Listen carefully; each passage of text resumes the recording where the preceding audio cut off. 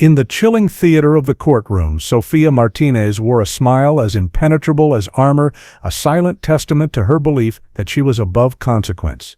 She looked upon the grieving family and the stoic judge with the same detached amusement, convinced her motives placed her beyond their judgment. But that confidence would be systematically dismantled by a single piece of evidence, the final desperate phone call from her victim, a recording that would transform her smirk into a mask of pure, unadulterated fury. The annual Founders' Day Festival was a tapestry of civic pride, a vibrant explosion of color and sound that drew thousands to Centennial Park. Families unfolded blankets on the meticulously manicured lawns, their laughter mingling with the distant melodies of a brass band tuning up on the main stage. The air was thick with the sweet, cloying scent of cotton candy and the savory smoke of grilled hot dogs, a familiar perfume of summer celebration that had perfumed this park for over 50 years. For David Allen, a 28-year-old paramedic who had worked a grueling 70-hour week, the festival was a much-needed sanctuary, a chance to simply be a face in the crowd and feel the uncomplicated joy of his community. David wasn't there with anyone in particular, finding a quiet solace in observing the happiness of others, the toddlers chasing pigeons, the teenagers awkwardly flirting near the fountain, the elderly couples holding hands on park benches. He had just bought a lemonade, the cold cup sweating in his hand, and was looking for a shady spot beneath one of the ancient oak trees that lined the great lawn.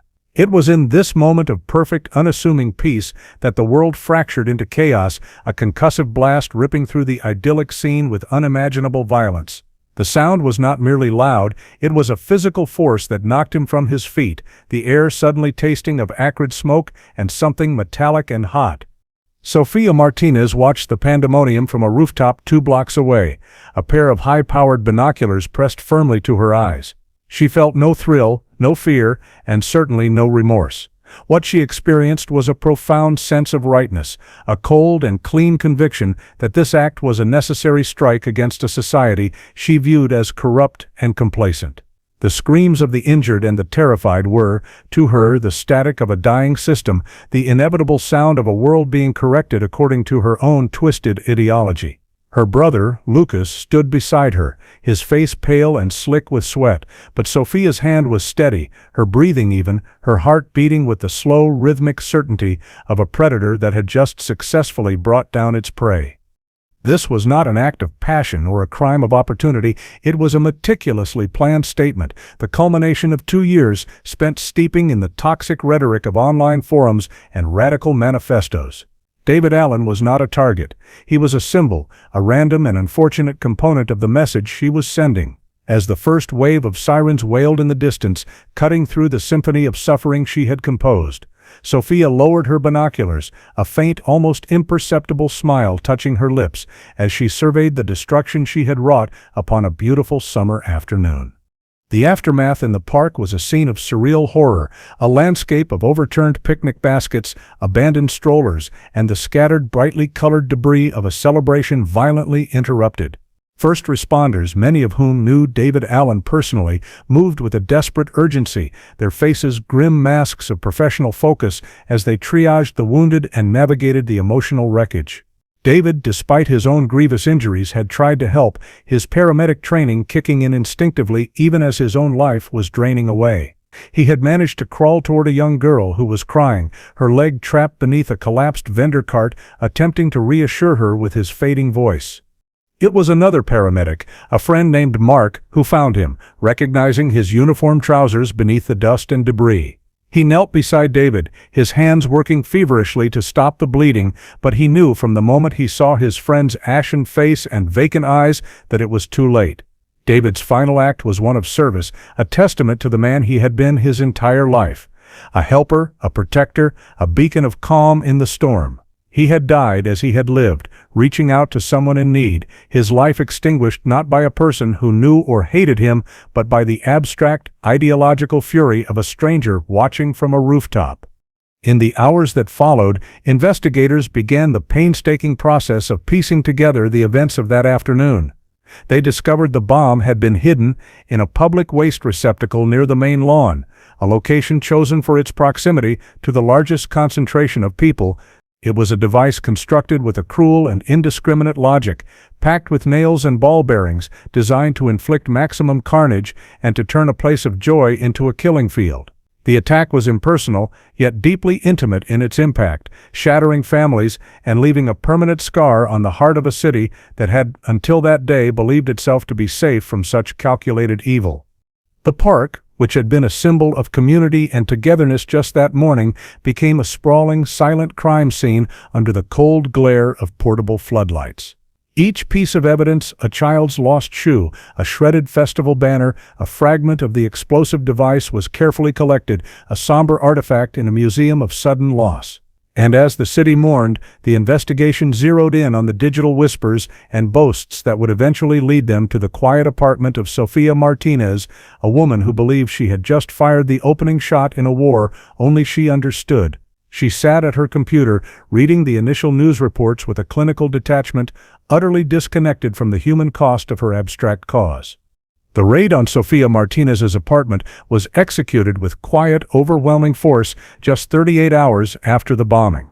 An anonymous tip, cross-referenced with chillingly specific posts on a fringe online forum, had led a digital forensics team directly to her IP address. When the tactical unit breached the door, they found her not in a state of panic or preparing to flee, but sitting calmly in a worn armchair, a book open on her lap as if she had been expecting them. Her expression was one of mild annoyance rather than fear, the look of someone whose quiet reading time had been rudely interrupted by a trivial matter.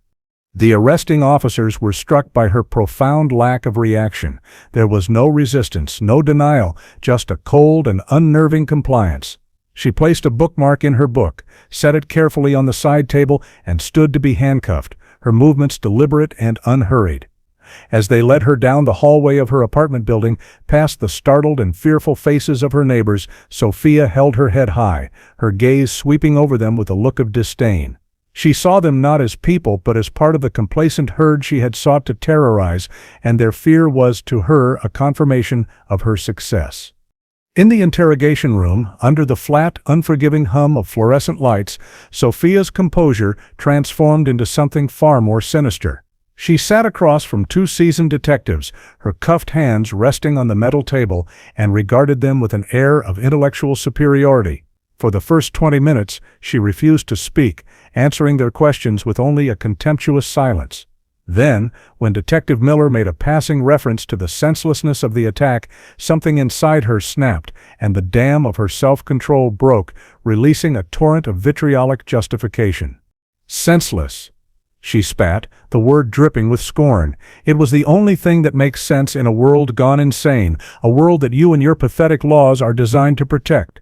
Her voice, which had been silent moments before, now filled the small room with a chilling fervor, her eyes alight with a fanatical glare. She leaned forward, the chain between her handcuffs rattling against the table, and began a tirade that was part confession and part manifesto, a horrifying glimpse into the depths of her radicalized mind. She showed no remorse for the lives lost or shattered. Instead, she expressed a deep and abiding rage that they hadn't understood the message. What followed was not a confession born of guilt, but a lecture delivered with the unshakable certainty of a zealot. She blamed the victims for their own demise, calling them sheep and willing participants in a corrupt system who were too blind to see the truth. She spoke of David Allen not by name but as collateral damage, an unfortunate but necessary casualty in her grand ideological war. The detectives listened in stunned silence, their usual interrogation tactics rendered useless by a suspect who was not only admitting to the crime but was passionately and proudly defending it as a moral imperative. She described the bomb-making process with a terrifyingly casual demeanor, her tone more akin to a hobbyist explaining a craft project than a terrorist detailing an act of mass murder. She spoke of the components, the wiring, the choice of shrapnel, all with a clinical detachment that revealed a profound and chilling disconnect from the human consequences of her actions. There was a sickening pride in her voice as she recounted her meticulous planning, her careful surveillance of the park, and her choice of the festival as the perfect soft target to generate maximum fear. Her confession was a performance, and she was its unrepentant star. The detectives realized they were not dealing with a common criminal, but with someone who had completely detached from shared reality, replacing it with a self-contained world of extremist dogma. Her motive was not greed or jealousy or personal revenge, but a toxic and abstract ideology that had convinced her that mass murder was a legitimate form of political expression. She felt no need to deny her actions because, in her mind, they were not crimes, they were righteous acts. She wasn't confessing to a murder, she was claiming credit for a statement. As the interrogation wore on, her victim blaming became more and more specific, more and more cruel. She sneered at the concept of innocence, arguing that anyone who participated in mainstream society was complicit in its sins and therefore a legitimate target. They deserved it, she repeated, the phrase becoming a chilling mantra. They were all living in a dream, and I was the one brave enough to wake them up. The detectives left the room not with a sense of triumph at having secured a confession, but with a deep and unsettling horror at the evil that sat calmly in their interrogation room, an evil that believed itself to be a force for good. While Sofia Martinez was delivering her unrepentant manifesto in the interrogation room, a forensics team was meticulously dismantling her apartment, searching for the evidence that would corroborate her confession and, they hoped, shed more light on the scope of her operation. In a locked closet behind a row of winter coats, they found a small safe. Inside was not money or valuables, but a collection of encrypted hard drives and several burned phones. The lead cybercrime analyst, a woman named Agent Sarah Jenkins, knew immediately that these drives held the keys to understanding the full depth of Sofia's radicalization. The encryption was military-grade, a complex series of nested security protocols designed to resist brute force attacks. It took the agency's top cryptographers nearly 72 hours of continuous work to create a viable workaround. As Agent Jenkins watched the progress bar on her monitor slowly crawl toward completion, she felt a familiar sense of dread and anticipation. She had seen countless times how the digital world could hide the darkest corners of the human soul, and she braced herself for what the drives might contain. When the first drive was finally decrypted, the initial files appeared to be what they expected, a vast library of extremist literature, propaganda videos, and bomb-making manuals downloaded from the darkest corners of the internet. There were thousands of pages of text and hours of video, a digital chronicle of Sofia's descent into a hateful ideology. But as Jenkins dug deeper, she noticed a second, distinct digital footprint on the drives, a different coding style in some of the file names, a different linguistic pattern in some of the chat logs. It was subtle, but it was undeniably there. The breakthrough came when they unlocked a folder labeled Correspondence. It contained a series of encrypted chat logs between Sofia and another user, someone with the handle Vanguard. The conversations were a chilling record of their shared radicalization, a back-and-forth dialogue where they reinforced each other's extremist views, escalating from abstract complaints about society to concrete plans for violent action. It was in these logs that Jenkins found the first stunning twist. Sofia Martinez had not acted alone. She had a partner, an accomplice who had been intimately involved in every stage of the planning and preparation. The chat logs reveal that Vanguard was not just a passive listener but an active participant, often suggesting more extreme measures and pushing Sofia toward a more violent path. He was the one who had first proposed the Founders' Day Festival as a target, and he had provided technical advice on the construction of the explosive device. The evidence was clear and horrifying. There was a second monster still out there, a ghost in the machine who was just as culpable as Sofia, but whose identity was a complete mystery. The realization sent a shockwave through the investigation, transforming it from a case against a lone wolf terrorist into a desperate manhunt for a co-conspirator. The forensics team immediately began a frantic search for any clue that could unmask Vanguard. They analyzed every line of text he had ever written, searching for unique phrases, grammatical tics, or any slip-up that might betray his real-world identity. They cross-referenced his online activity with other known extremists, but he had been incredibly careful, using layers of VPNs and anonymizing software to cover his tracks. He was a digital phantom, a shadowy figure who had helped orchestrate an act of mass murder and then seemingly vanished into the ether. This discovery also recontextualized Sofia's confession. Her use of I when describing the crime had been a deliberate deception, a way of claiming sole credit and protecting her partner.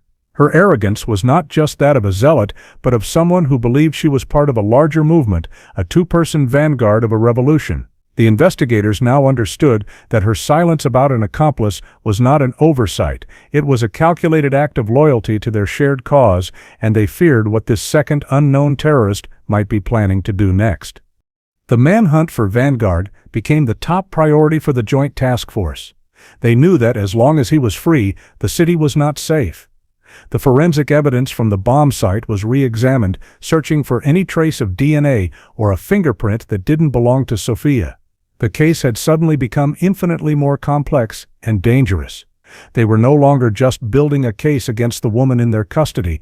They were in a race against time to find her partner before he could strike again, driven by the same hateful ideology that had already cost David Allen and so many others their lives. In the weeks leading up to her trial, Sofia Martinez's behavior only served to reinforce the prosecution's belief that they were dealing with a person devoid of empathy or remorse. She was assigned a public defender, a seasoned and capable attorney named Benjamin Carter, who was legally obligated to provide her with the best possible defense. From their very first meeting, however, Sophia treated him not as her advocate, but as another cog in the contemptible system she had sought to destroy. She viewed his attempts to build a defense strategy with open mockery and disdain. Carter, a man who had defended some of the city's most notorious criminals, found himself utterly unprepared for Sophia's brand of defiance. During their pre-trial strategy sessions, she would laugh at his suggestions, rolling her eyes at his explanations of legal precedent and courtroom procedure. When he advised her to show some semblance of remorse to the court, she sneered at him. "Remorse is for the weak," she told him, her voice dripping with contempt. "I did what was necessary. Your job is to make them see that, not to teach me how to pretend I'm sorry." Her refusal to cooperate made Carter's job nearly impossible. She withheld information, refused to discuss her motivations in any way that could be framed as mitigating, and openly mocked his legal advice in front of the guards at the detention center. On one occasion, during a pre-trial hearing regarding the admissibility of evidence, Carter was arguing a complex legal point before the judge when he heard a snort of laughter from the defendant's table. He turned to see Sophia shaking her head and whispering to the bailiff, "He actually believes this nonsense," loud enough for the court reporter and the prosecution team to hear. This open defiance of her own counsel became a recurring theme, a deliberate performance of her contempt for the entire legal process. She seemed to relish the frustration and helplessness on her lawyer's face, viewing it as a small victory in her ongoing war against the establishment. The prosecutors watched these displays with a mixture of professional satisfaction and personal disgust. Sophia was in effect helping them build their case against her, her every action demonstrating a complete lack of respect for the law, for human life, and for the very concept of justice she was now subject to. The psychological evaluations ordered by the court came back with a chilling diagnosis, a combination of narcissistic personality disorder and antisocial traits, all filtered through the lens of a deeply entrenched extremist ideology.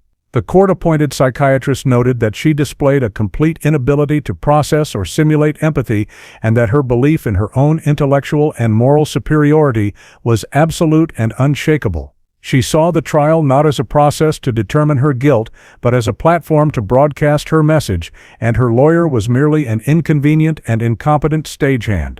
This defiance extended beyond her interactions with her legal team. She filed frivolous motions from her cell, complaining about the lighting, the ideologically compromised books in the prison library, and the intellectual inferiority of the guards. Each complaint was written in a florid, pseudo-academic style, another attempt to assert her superiority over her captors. She was not behaving like a defendant fighting for her life. She was behaving like a political prisoner, a martyr in waiting, who saw every aspect of her incarceration as further proof of the system's corruption. For Benjamin Carter, the case became a professional and ethical nightmare.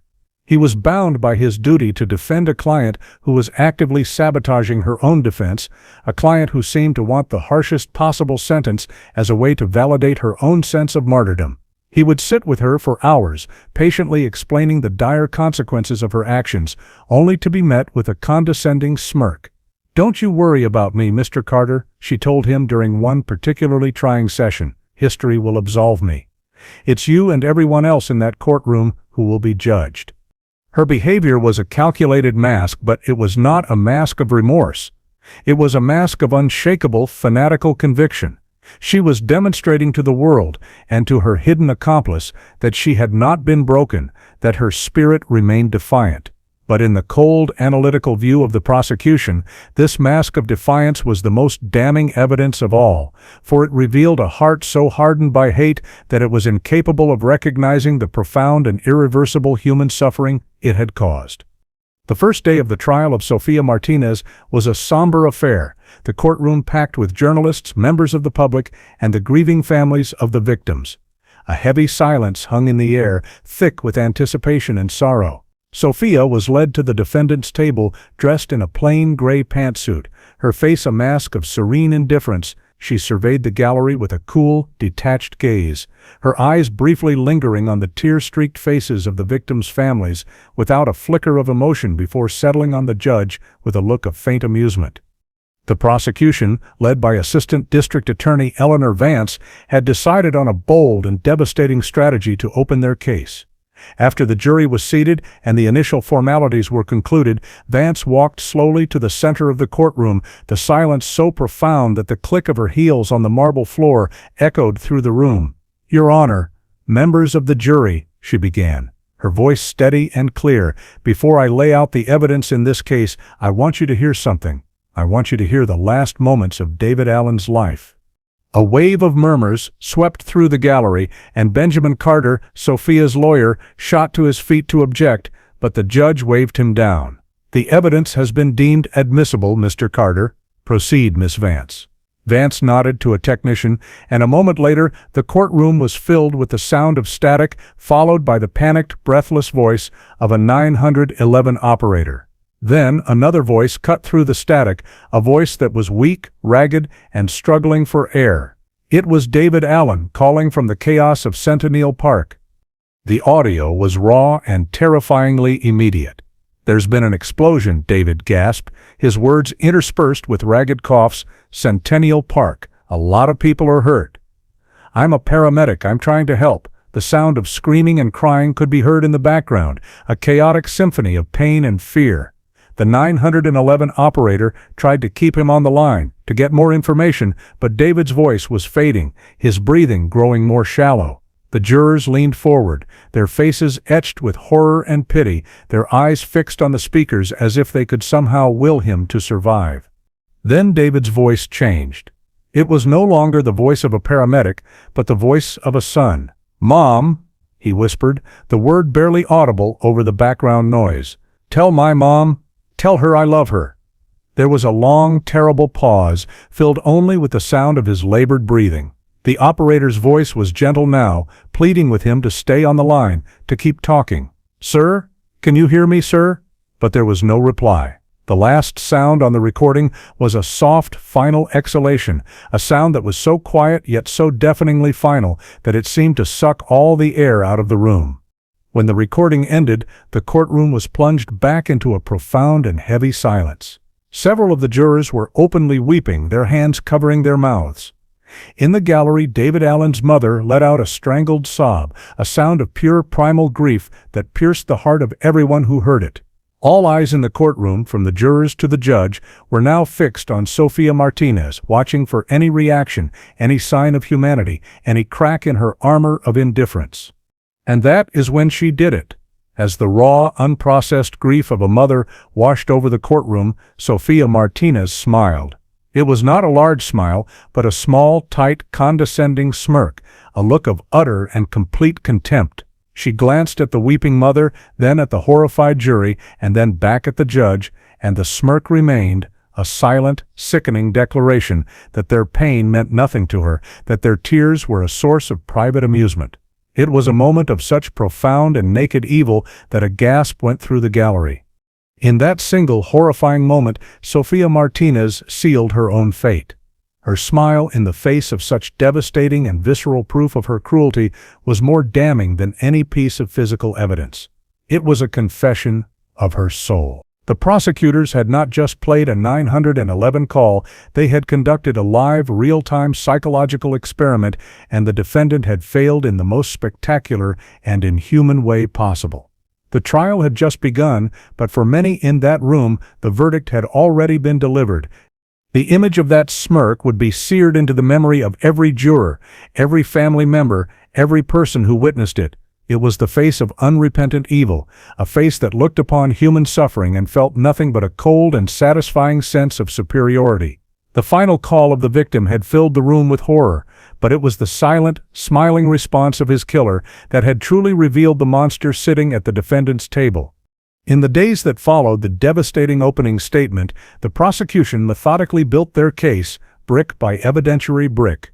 They presented forensic evidence from the bomb site, eyewitness testimony from the survivors, and financial records showing Sophia's purchase of the chemical precursors and electronic components used to construct the device.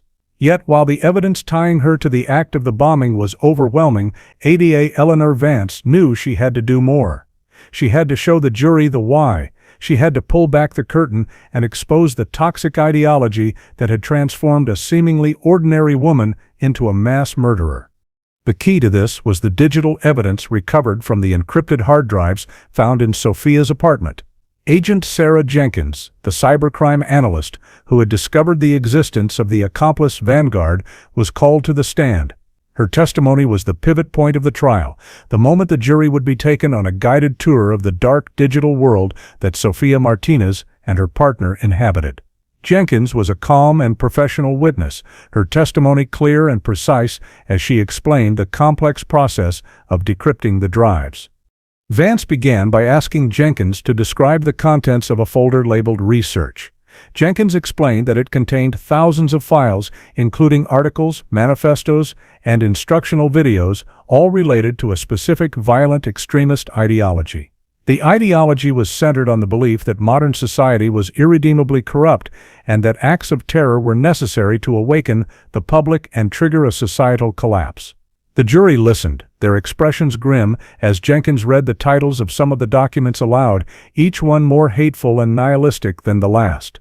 Then Vance directed Jenkins to another area of the hard drive, the browser history and search logs. "Agent Jenkins," Vance said, her voice grave, "can you please read for the court some of the search queries entered by the defendant in the weeks leading up to the attack on Centennial Park?" Jenkins nodded, looked at the monitor displaying the evidence, and began to read. The courtroom fell into a stunned silence as the defendant's digital inner monologue was laid bare. The searches began with broad, ideological queries: the failure of Western democracy, philosophy of political violence, the writings of extremist ideologues. But as the weeks went on, the searches became chillingly specific and practical. How to build a pipe bomb with common household chemicals, most effective shrapnel for anti-personnel device, average police response time in major cities, and annual attendance of Founders' Day Festival. The jury could see the crime being planned in real time, a methodical and cold-blooded progression from abstract hate to concrete murderous intent. But it was the final set of search terms, from the 72 hours before the bombing, that caused an audible gasp in the courtroom. How to get away with murder. How to clean a crime scene for DNA, countries with no extradition treaty with the United States, and most chillingly of all, how to watch live news feeds of breaking events. This last search, entered just 1 hour before the explosion, proved her intent to watch the carnage unfold from her rooftop perch, to witness the fruits of her labor, not with horror, but with the detached interest of a scientist observing an experiment. Sophia Martinez, who had remained impassive through most of the trial, reacted to this evidence with a flicker of annoyance. It was an invasion of her intellectual privacy, a crude and simplistic interpretation of her meticulous research. She saw her search history not as a record of a murder plot, but as the work of a scholar, a revolutionary studying her craft. She scribbled a furious note to her lawyer, Benjamin Carter, complaining that the prosecution was taking her intellectual curiosity out of context, a statement so stunningly narcissistic that Carter could only shake his head in weary disbelief. For the jury, the search history was a direct, unfiltered window into her mind. It stripped away any possibility of an alternative explanation, any notion that the bombing was an impulsive act or that she had been manipulated. The queries were cold, calculated, and methodical. They showed a person who had not only decided to commit an act of mass murder, but had diligently researched the most effective way to do it, the best way to maximize casualties, and the smartest way to evade capture. The prosecution was no longer just presenting evidence of what Sophia did, they were presenting evidence of who she was. The killer's search history was the ultimate proof of premeditation, a digital diary of her descent into evil. It showed that the attack on Centennial Park was not a spontaneous act of rage, but the final logical step in a long and deliberate process of self-radicalization. The monster had been revealed, not by a confession or a fingerprint, but by the cold, impartial record of the questions she had asked the internet in the dead of night. Against the frantic and vehement advice of his own lawyer, Sophia Martinez insisted on taking the stand in her own defense. Benjamin Carter had spent days pleading with her, explaining that putting her in front of Eleanor Vance for cross-examination would be an act of legal suicide. But Sophia was adamant. She saw it as her one and only opportunity to speak directly to the world, to deliver her manifesto from the most public stage imaginable, convinced that her superior intellect and the righteousness of her cause would win over the jury and expose the farce of the trial. When she walked to the witness stand, she did so with a calm, confident stride, a stark contrast to the usual nervous demeanor of a defendant on trial for their life. She took the oath with a small, almost imperceptible smirk, her eyes scanning the faces of the jury as if they were students about to be enlightened by a master lecturer. Her direct testimony, guided by the reluctant and pained questions of her own lawyer, was a masterclass in arrogance and deflection. She didn't deny her involvement. Instead, she reframed it, painting herself as a reluctant but necessary agent of change. She spoke in long, rambling paragraphs filled with pseudo-intellectual jargon and quotes from the extremist manifestos she had studied. She described the bombing not as an act of terror, but as an act of performative political statement, a piece of necessary theater designed to shock the body politic out of its complacent slumber. She referred to the victims, including David Allen, as abstract casualties of a symbolic act, their deaths a regrettable but unavoidable consequence of her noble crusade. Her tone was patient and condescending, as if she were explaining a complex theorem to a room full of simple-minded children. The jury stared at her, their faces a mixture of confusion, disgust, and horror. Her complete lack of empathy, her clinical and detached language, and her staggering narcissism were on full display. Benjamin Carter concluded his direct examination with a palpable sense of relief, slumping into his chair as if the weight of his client's testimony had physically crushed him. He had done his duty, and now he could only watch as the inevitable evisceration began. ADA Eleanor Vance approached the witness stand with a predatory calm. She let the silence hang in the air for a long moment, allowing the jury to fully absorb the sheer audacity of what they had just heard. "Miss Martinez," she began, her voice deceptively soft, "you've used a lot of big words today. Performative political statement, symbolic act. Let's try to use some simpler words. You built a bomb, correct?" Sophia nodded, a smug look on her face. "I constructed a device," she corrected.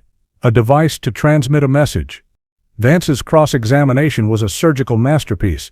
She abandoned the complex legal arguments and focused instead on simple, brutal facts. She forced Sophia to admit, one by one, to each of her sickening internet searches. "Did you, or did you not, type the words "most effective shrapnel for anti-personnel device" into a search engine on the evening of May 12th? She asked, her voice like ice. Sophia, for the first time, hesitated. "I was researching the physics of dispersal," she stammered, her intellectual armor beginning to crack.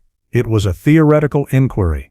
"A theoretical inquiry that resulted in the death of 17 people, including David Allen," Vance countered, her voice rising in volume and intensity. "Let's talk about another one of your theoretical inquiries, the 911 call we heard in this courtroom. The sound of a young man dying. Was that part of your necessary theater, Miss Martinez?" Sophia's face flushed with anger. "His death was a data point," she snapped, the ugly words hanging in the horrified silence of the courtroom. "His fear was a variable in the equation." The moment she said it, she knew she had made a fatal error. The mask of the detached intellectual had slipped, revealing the hideous sociopathic face beneath. A wave of revulsion washed over the jury box. Vance pressed her advantage, her questions becoming sharper, more relentless. She forced Sophia to look at the large, smiling photograph of David Allen that was displayed on a monitor for the jury. "Is this a data point, Miss Martinez? Is this a variable?" Sophia refused to look at the picture, staring straight ahead at the back wall of the courtroom. Her arrogance was curdling into petulant, cornered rage. "He was a symbol," she shouted, her voice breaking with fury. "A symbol of a sick society." Vance walked slowly back to the prosecutor's table and picked up a piece of paper. "I have just one more question for you," she said, her voice dropping to a near whisper.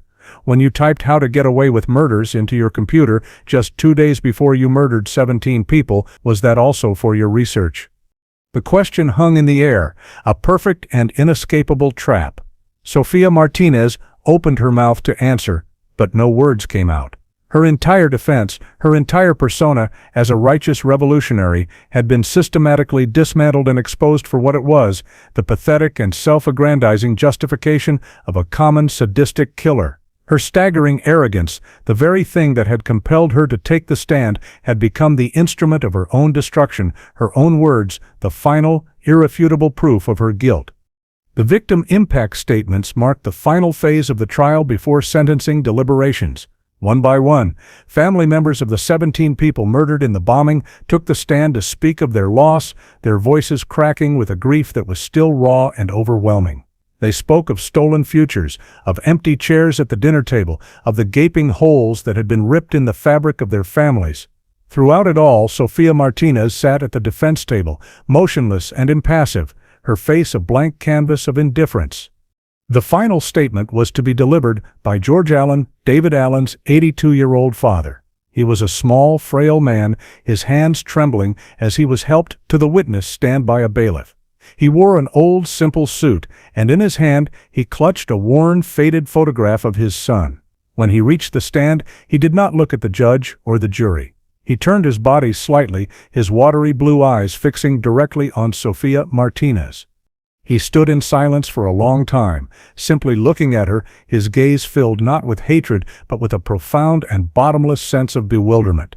The courtroom held its breath, the silence broken only by the quiet sobs of the other families. Sophia, for her part, met his gaze with a look of bored impatience, a subtle roll of her eyes, as if this display of elderly grief was an inconvenient delay in the day's proceedings. She was waiting for the tirade, the condemnation, the angry words she could dismiss as the emotional outpourings of a lesser intellect. But the condemnation never came. When George Allen finally spoke, his voice was not loud or angry, but a soft, trembling whisper that was nonetheless heard in every corner of the silent courtroom. He did not speak about the crime or the trial or justice. He spoke about his son. He spoke about teaching David how to ride a bicycle in the very park where he was murdered, about the pride he felt on the day David graduated from paramedic school, about the simple joy of their weekly Sunday phone calls. As he spoke, he held up the photograph for Sophia to see. It was a picture of David as a little boy, no older than 7, with a gap-toothed grin, holding up a small fish he had just caught. "This was my boy," George Allen said, his voice thick with unshed tears. "He loved to help people. Ever since he was this big, all he ever wanted to do was help people. He would stop to help a turtle cross the road. He was a good boy. He was my only boy." He lowered the photograph, his hand shaking so violently that the bailiff stepped forward, but he waved him away. He continued to stare at Sophia, his eyes pleading, searching her face for some sign of understanding, some flicker of humanity. The breaking point for the courtroom, for the jury, for everyone watching, came with his final, simple question. He did not shout it. He barely whispered it, a question born not of anger, but of a grief so profound it had transcended rage and settled into a permanent state of uncomprehending sorrow. "Why?" he asked, his voice cracking on the single, devastating word. "He was a good boy. Why, my child?" The question hung in the air, simple, direct, and utterly unanswerable. It was the question that lay at the heart of every act of senseless violence, the question that no ideology, no manifesto, no self-aggrandizing justification could ever hope to address. It was the pure human cry of a father who had lost his son, and in that moment it stripped away all of Sophia's intellectual pretensions and laid bare the petty, nihilistic emptiness of her cause. In response to this question, this heartbreaking plea from a shattered old man, Sophia Martinez did the most contemptible thing she had done yet. She yawned. It was a slow, deliberate, theatrical yawn, a clear and unmistakable gesture of her profound boredom and contempt. She then glanced at the clock on the courtroom wall, a silent, infuriating expression of her desire for this tedious emotional display to be over. The breaking point had been reached, and it was not a breaking of the defendant, but a final, complete, and irreversible breaking of any last, lingering shred of humanity the jury might have imagined she possessed. Just as the legal proceedings seemed to be winding down, with Sofia Martinez's guilt established beyond any reasonable doubt, ADA Eleanor Vance announced to a stunned courtroom that the prosecution had one final rebuttal witness. The manhunt for the mysterious accomplice, known only as Vanguard, had yielded a stunning breakthrough in the final hours. A plea deal had been struck, and the second monster was about to step into the light. The doors at the back of the courtroom opened, and in walked Lucas Martinez, Sofia's younger brother, flanked by federal agents. A ripple of shock went through the gallery. Lucas was a familiar face. He had been sitting in the courtroom every single day, right behind his sister, his expression a carefully constructed mask of quiet family support. He had been the dutiful brother, the silent presence, offering solidarity to his accused sibling. To see him now, being led to the witness stand by the very people prosecuting his sister, was a twist so shocking it felt like a physical blow.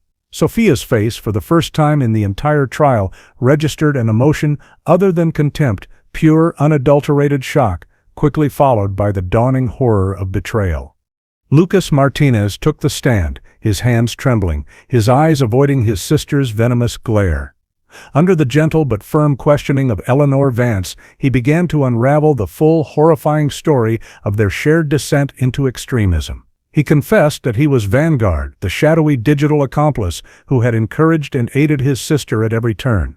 His testimony was a chilling confession that not only cemented his own guilt, but added a new and even more sadistic dimension to the crimes his sister had already been convicted of.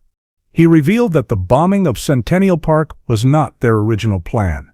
Their first idea, he explained, his voice barely a whisper, had been far more personal and cruel. Sofia had been obsessed with what she called the banality of American grief, and she wanted to conduct an experiment. Their initial plan had been to identify a random family, stalk them for weeks, learn their habits and their loves, and then murder the family's most beloved child, not with a bomb, but up close in a way that would leave a message. The goal was to study the family's grief afterward, to see if it matched the hollow, performative sorrow she saw on the news. The jury listened, their faces pale with revulsion.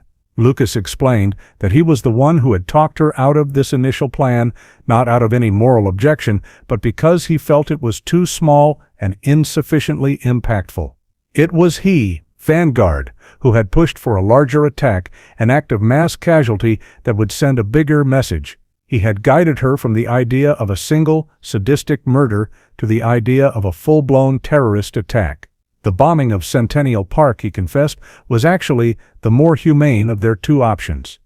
The most damning part of his testimony came when Vance asked him about the moments after the explosion. Lucas revealed that as they watched the chaos unfold from the rooftop, Sofia had turned to him, her eyes alight with a feverish, scientific curiosity. She had her phone out and was recording the scene not for posterity or as a trophy, but because she was providing a live narrated feed to a small private group of their online co-conspirators. She was giving a lecture, he said, a real-time analysis of the crowd panic dynamics and the trauma responses of the people she had just maimed and murdered. He then revealed the crime was even more sadistic than anyone had imagined. The specific location of the bomb, placed in a trash can near the main lawn, had been chosen for a sickening reason. They had hacked into the city's event schedule and knew that a children's storytelling hour was set to take place in that exact spot just 30 minutes after their planned detonation time. Their bomb, Lucas confessed, had been specifically timed and placed to terrorize not just the current festival goers, but to inflict maximum psychological trauma on the families and children who were on their way to the park, to turn a place of childhood innocence into a permanent symbol of fear. The accomplice's betrayal had done more than confirm Sofia's guilt. It had painted a portrait of an evil so profound, so calculated, and so inhumanly cruel that it left the entire courtroom breathless and sickened. The day of sentencing arrived, and the atmosphere in the courtroom was thick with a heavy final gravity.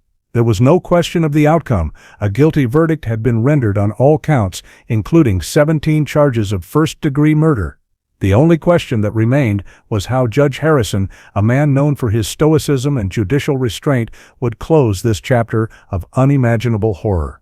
Sophia Martinez was led to the defendant's table one last time, her face having regained its familiar mask of defiant arrogance. The shock of her brother's betrayal now hardened into a simmering, silent rage. After the procedural formalities were concluded, Judge Harrison looked down from the bench, not at the lawyers or the documents in front of him, but directly at Sophia. He removed his reading glasses and placed them deliberately on the dais. For a full minute he said nothing, his piercing gaze fixed on her, the silence in the courtroom becoming a palpable force. When he finally spoke, his voice was devoid of its usual, measured, impartial tone. It was filled with a cold, controlled fury, the likes of which no one in that courtroom had ever heard from him before. "Miss Martinez," he began, his voice low but carrying an immense weight, "I have presided over this court for 28 years.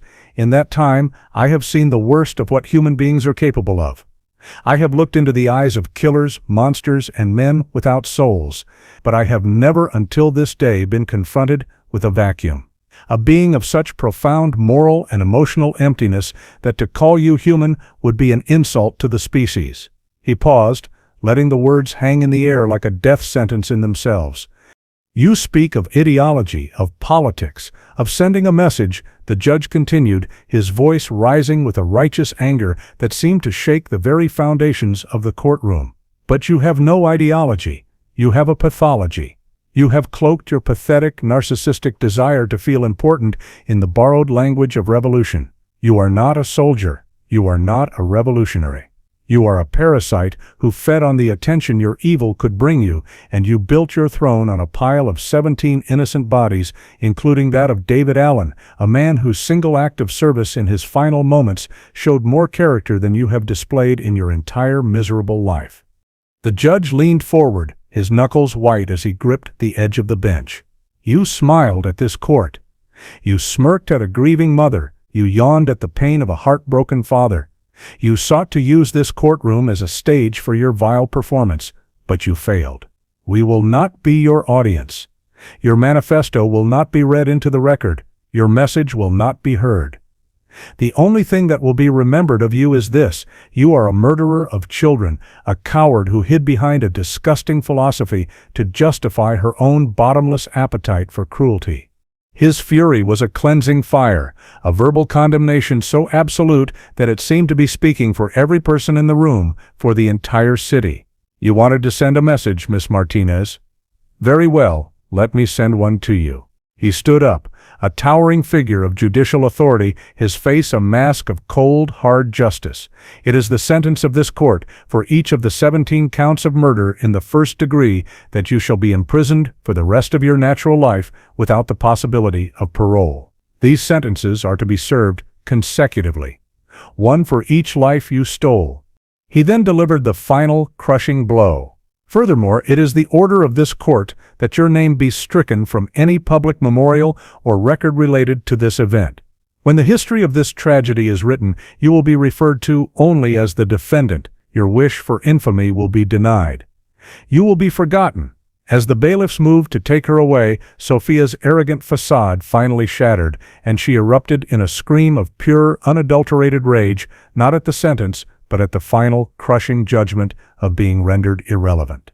The judge's fury had given her not the martyrdom she craved, but the one thing her narcissistic soul could not endure: absolute and eternal oblivion.